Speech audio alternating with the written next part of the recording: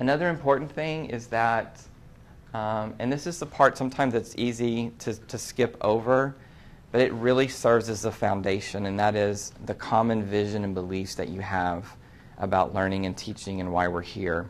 So every year we spend quite a bit of time talking about important questions. Going back to reflection, every teacher has a journal. We do a lot of writing, a lot of reflecting.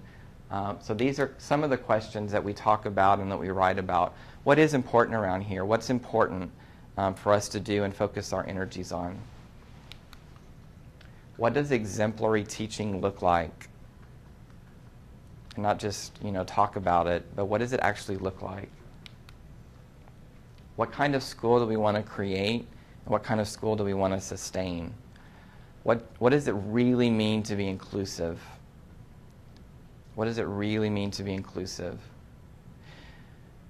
What does it really mean? What is the difference between telling a child you're welcome and telling a child you're wanted? It's easy to say you're welcome, but are they really wanted? And what is our vision? What kind of school do we want to create and sustain and be? One of the other really powerful things that we do is peer observations, where we go in and observe one another. And of course, this is also a challenge, because you have to coordinate it and plan it, and it takes quite a bit of time. But we basically do a framework where we have 3 times a year, there are 3 formal windows of opportunity for teachers to go in and observe one another. 3 of those windows, twice they get to pick, and once we assign the other person that they're going to observe. And it's usually across grade levels or across subjects. Sometimes it's within the same grade level, but it's intentional. There's a purpose each time that we do it. New teachers and teachers in need of assistance obviously observe more regularly. Then the most important thing is that we actually have peer dialogues. So the week after the 2-week window, on the Wednesday after school, just for 30 minutes, the whole purpose of our meeting that day is for them to have dialogue with one another about what they observed. And here's, that's Miss Sunshine. And that is her name. She's the only teacher I ever hired over the phone. She has her master's in reading from Northwestern, and she's from Chicago. And she was a phenomenal interview over the phone, but I'm very leery of hiring someone over the phone. But I thought to myself, I have to hire a teacher. Her name is Miss Sunshine. Yeah. So she has, actually, and she's my 2nd grade co-teach teacher. She does such an amazing job with those kids. And Miss Lartigue Jones is one of my 3rd grade teachers.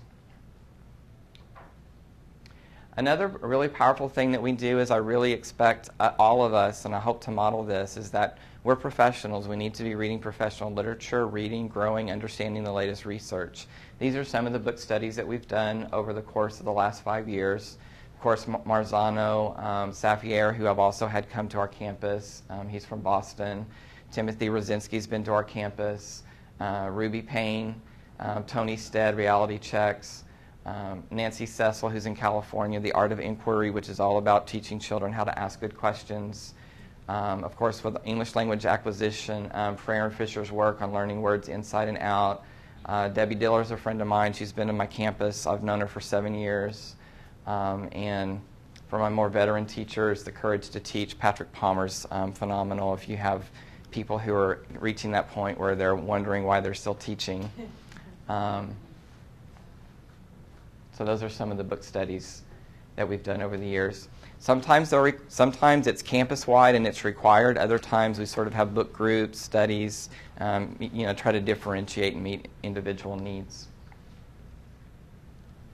And it's kind of interesting, when we presented in California, when we received the national award, they were interested in the computer programs. And they were really interested in the book studies. And for me, the book studies are sort of like, for me, it's a no-brainer. We should all be reading together. But for some people, it was sort of a novel idea. And then going back to those conversations, I talked about me being able to set the agenda. And what I've realized over time is that people what's important to me ends up becoming important to other people. And people, whether they realize it or not, are listening. They're listening to what I talk about and what I say, how I interact with children, how I interact with teachers, with one another, with all of our staff members.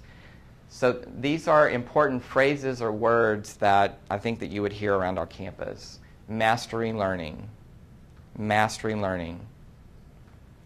And I actually have my own sort of personal tracking ways of tracking the children. We have color-coded systems between green, yellow, and red, and green is mastery. For me, mastery is 85% or higher, yellow, red. So mastery learning, fluency, alignment, tiers or interventions, scorecards. I don't know if your districts you work with are really into scorecards and action plans, but we have, of course, the campus plans, grade level action plans, teacher action plans. Our students write their own individual goals, and we're actually looking at having parents write goals for themselves and working with their children this year.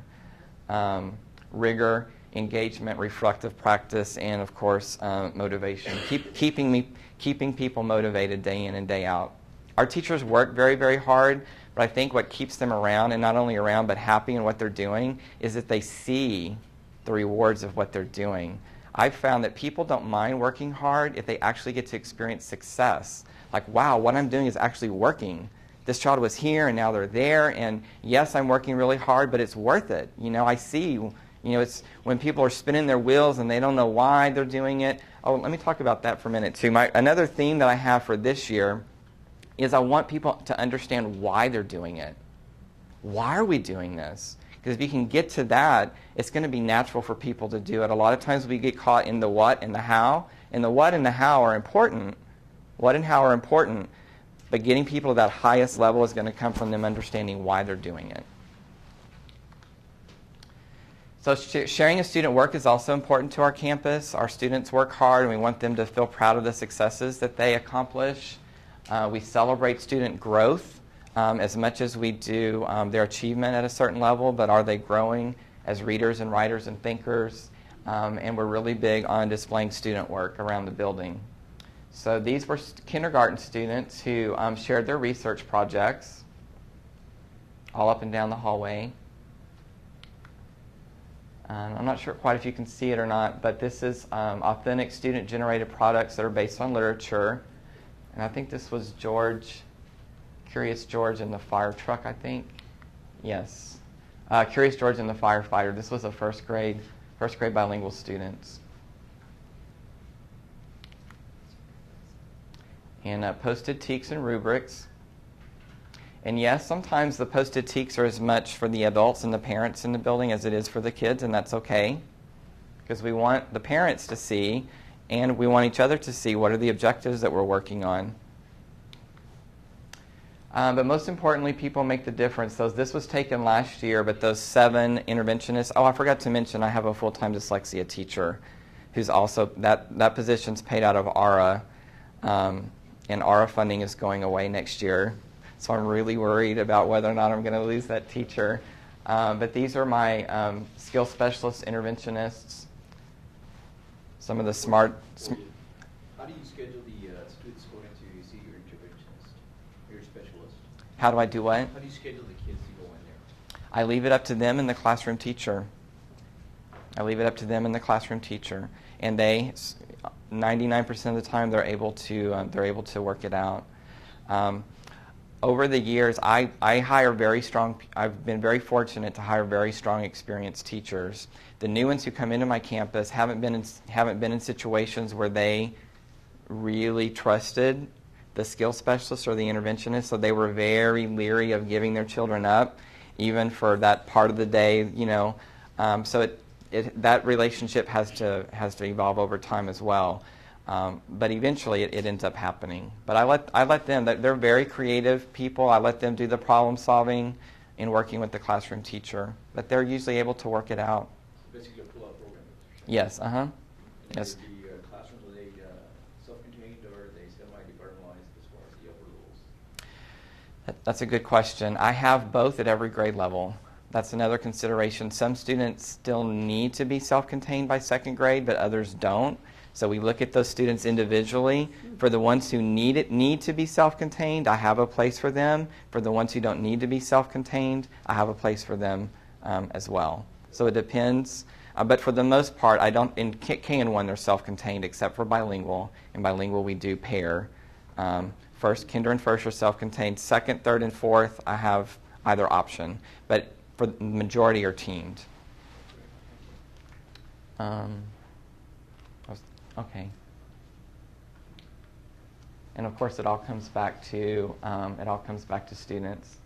This is Frankira, and actually Frankira this week, I was walking, I think she was excited to be back at school. We still have, our school was built during open concept, but we do have walls, but the floor is carpeted. And I was walking in the main hall, and I looked over in the second grade pod. She's in second grade now, and she was literally doing somersaults down the hallway. And I said, Frankira, are you ready? Are you excited? I love school. I'm like, okay, I'm glad you love school, but we can't do somersaults inside the building. She's like, yes, we can.